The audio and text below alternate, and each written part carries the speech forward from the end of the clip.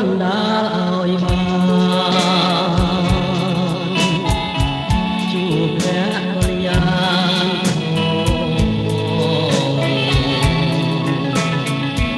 អូនល្អដូចចានដែលរាចូលចូលបានឃើញចិនពចង់ណាស់ណខ្ញុំស្រឡាញ់ស្មារតី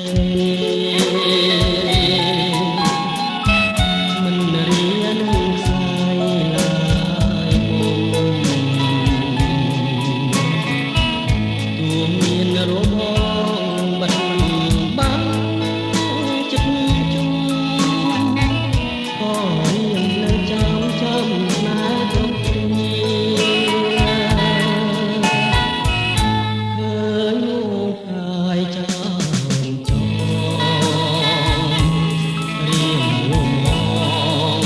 ប្រឆានួនជីវ៉ា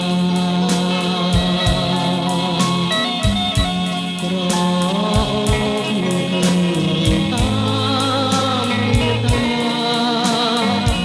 ព្រាមវរារួស្នេហាស្រីព្រោះស្រឡាញ់គឺព្រាមក៏ងដួងចិនអំពួល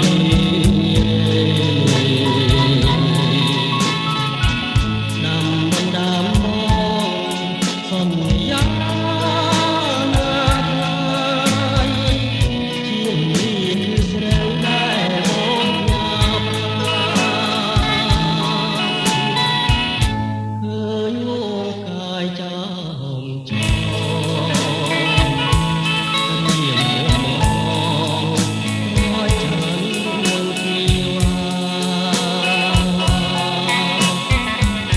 ក្រអូបតាមមេត្តាព្រាមវរារួស្នេហាស្រីព្រោះស្រឡាញ់គឺព្រាមក៏ង